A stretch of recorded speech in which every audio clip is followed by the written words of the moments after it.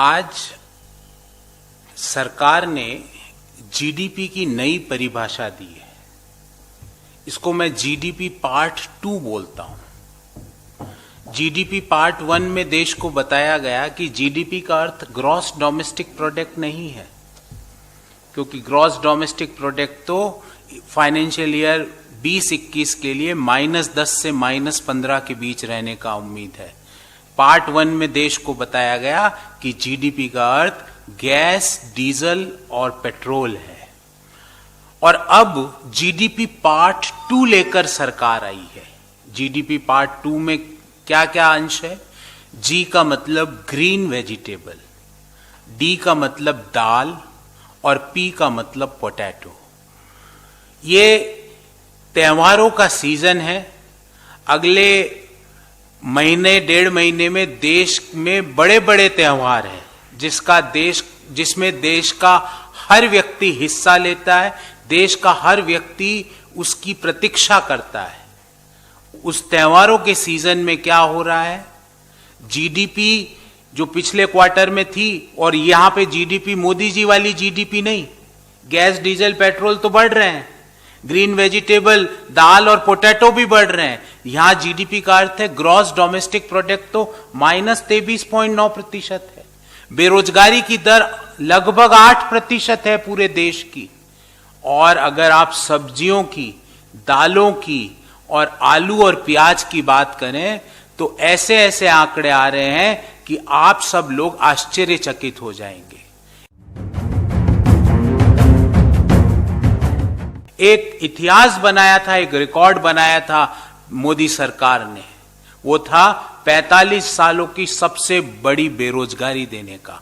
उसी तरह उसी इतिहास में एक और क्रम जोड़ दिया गया है कि 10 सालों में सबसे बड़ी आलू की कीमतों में वृद्धि हुई है, तो वो अक्टूबर महीने के दौरान हुई है। और मैं आंकड़े दूंगा आपको, एक एक आंकड़ा दूंगा। और ये सब कब हो रहा है?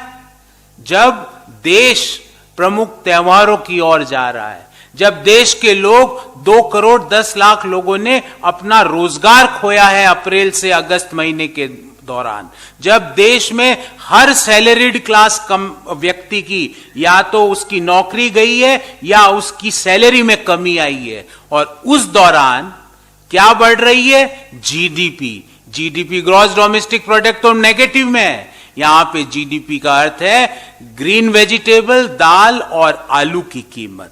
इस बात को शुरुआत करूं उससे पहले 2 आंकड़े देता हूं और फिर उसी को लेके हम आगे बढ़ेंगे। Consumer food price index CFPI निरंतर बढ़ता जा रहा है। और आपको आश्चर्य होगा, अब सितंबर माह में कंज्यूमर फूड प्राइस इंडेक्स 10.5% के पास जाके पहुंच गया है। जहां पे जीडीपी को पहुंचना चाहिए था, 10.5% की जीडीपी की वृद्धि की बात होती थी, वहां पर आज कंज्यूमर फूड प्राइस इंडेक्स सितंबर 2020 में जाके पहुंच चुका है।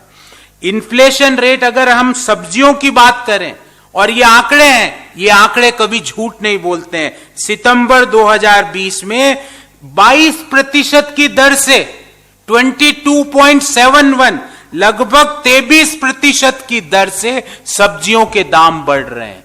दालों के दाम 13.7%, लगभग 14% की दर से दालों के दाम बढ़ रहे हैं।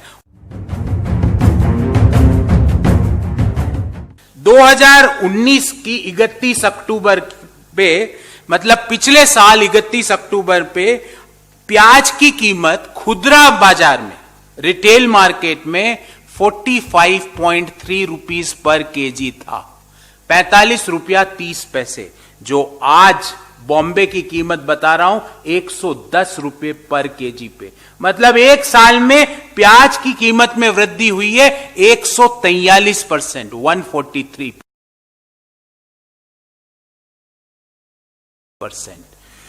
एक साल पहले 31 अक्टूबर 2019 को आलू की प्रति किलो दाम था 22 रुपए 30 पैसे, और आज बॉम्बे में क्या, मंडी में रिटेल दाम क्या? 55 रुपए।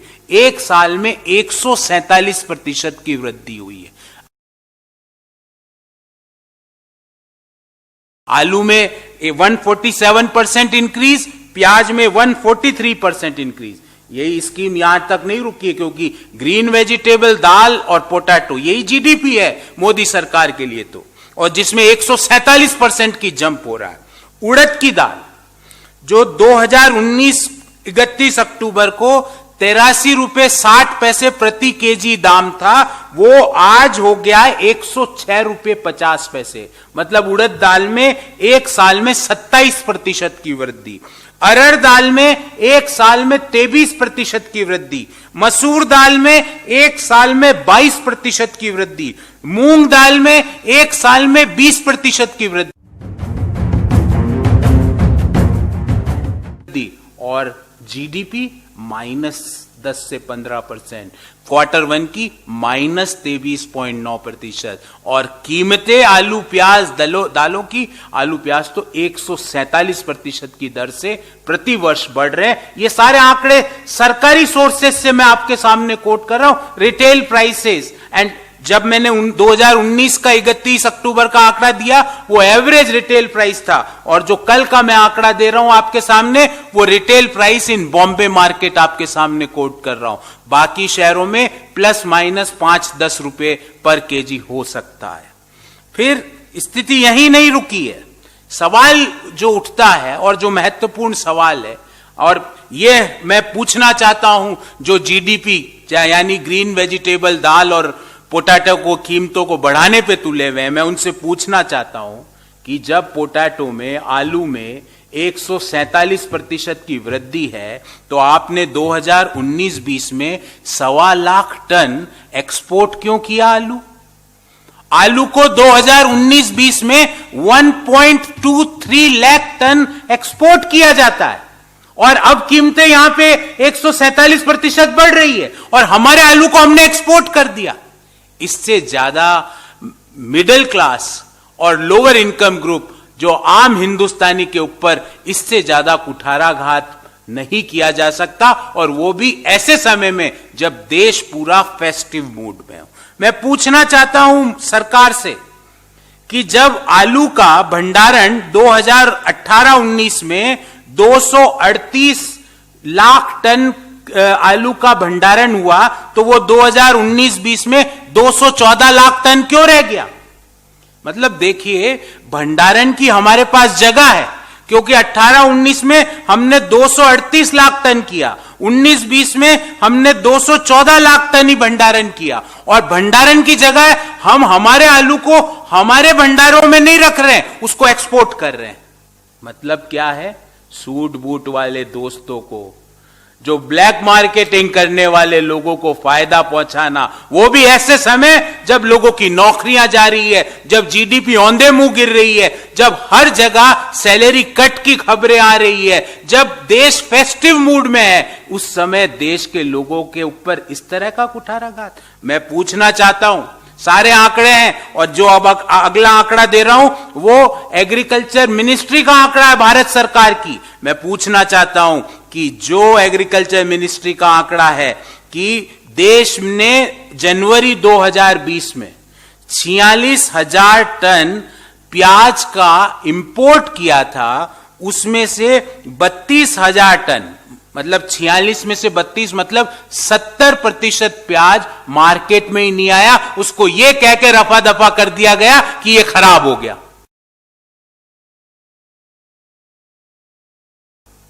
अब भंडारण हमारे यहां 70% आप इंपोर्ट जो प्याज का करते हो, वो आप मार्केट में ही नहीं देते हो। इसके पीछे क्या राज है बताइए ना। जीडीपी पार्ट 2 को क्यों बढ़ाना चाह रहे हो आप, और वो भी इस सीजन में? मैं पूछना चाहता हूं सरकार से कि अभी पिछले महीने ही आपने जबरदस्ती, अनडेमोक्रेटिकली, बिना संसद में डिस्कस किए फार्म बिल पास किए थे। और क्या कहा था फार्म बिल के ऊपर माननीय प्रधानमंत्री जी ने? बाकी माननीय एग्रीकल्चर मिनिस्टर कौन है वो तो देश को पता ही नहीं है, पर माननीय प्रधानमंत्री जी ने क्या कहा था कि किसान अपनी फसल कभी भी कहीं भी जाकर बेच सकता है। मैं उनसे एक सवाल पूछ रहा हूं, और ये सवाल किसान भाइयों की ओर से है, सरकार से सवाल, कि जब उत्तर प्रदेश में उत्तर प्रदेश में जब टोटल जो 30 लाख टन आलू पड़ा था भंडारों में, जिसको आपने कहा था कि आप 30 नवंबर तक उसको भंडारण कर सकते हैं, स्टोरेज में 30 लाख टन आलू को रख सकते हैं, आपने उसकी तिथि 30 नवंबर से घटा के 31 अक्टूबर क्यों की?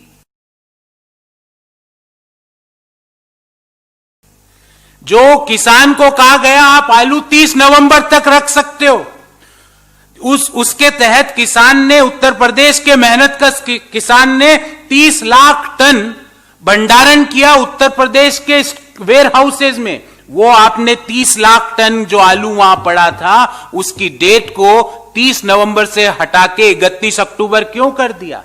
इसका मतलब आप नहीं चाहते कि बढ़ी हुई कीमतों का फायदा किसान को मिले। स्थिति यही नहीं रुकी है। मैंने अभी सप्ताह भर पहले आप ही के सामने रेल किराए की बात की थी, जिसमें 25 से 30% रेल किराए में वृद्धि हो गई फेस्टिव सीजन में। आपको जान के आश्चर्य होगा, इस फेस्टिव सीजन में नॉर्मल ट्रेन तो चल ही नहीं रही है, जो भी चल रही है वो स्पेशल ट्रेन चल रही है और उसका भाड़ा 25 से 30% ज्यादा है। और आज अगर कोई व्यक्ति, बिहार का व्यक्ति जो दिल्ली में काम करता है, बंबई में काम करता है, उसको छठ पूजा के लिए अपने घर जाना है तो उसको 25 से 30% ज्यादा रेल किराया देना पड़ेगा, वो भी ऐसी स्थिति में जब उसके पास नौकरी नहीं है, ऐसी स्थिति में जब उसकी सैलरी कंसिस्टेंटली कम हो रही है। यही नहीं रुकी है।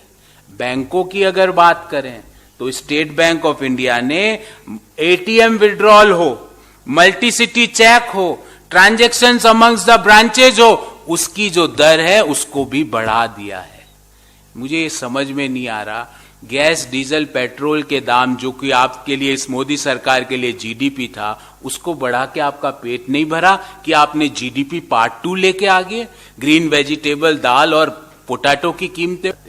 तो मेरा अंत में मैं यही कहना चाहूंगा कि माननीय मोदी सरकार और देश के वित्त मंत्री जी को कि ये जो आपकी जो ब्लैक मार्केटर्स को जो बचाने की जो स्कीम है, जिसको जीडीपी पार्ट 2 कहा जा रहा है, जिससे आम लोगों की जेब ढीली हो रही है और सूट बूट वाले दोस्तों की जेब को भरने का जो कार्यक्रम है, उसको तुरंत प्रभाव से बंद करें और जो आवश्यक चीजें जैसे कि दालें हैं, हरी सब्जियां हैं, आलू प्याज हैं, रेलवे का भाड़ा है, बैंक के चार्जेज हैं, इस समय इन बढ़ोतरियों को, जो कि 10 साल के आलू हाईएस्ट स्तर पे चले गया, हाईएस्ट बढ़ोतरी है पिछले 130 महीनों की आलू में, 10 साल से भी ज्यादा, 147% और 143% से आलू और प्याज की कीमतें बढ़ रही हैं। इसको तुरंत प्रभाव से कर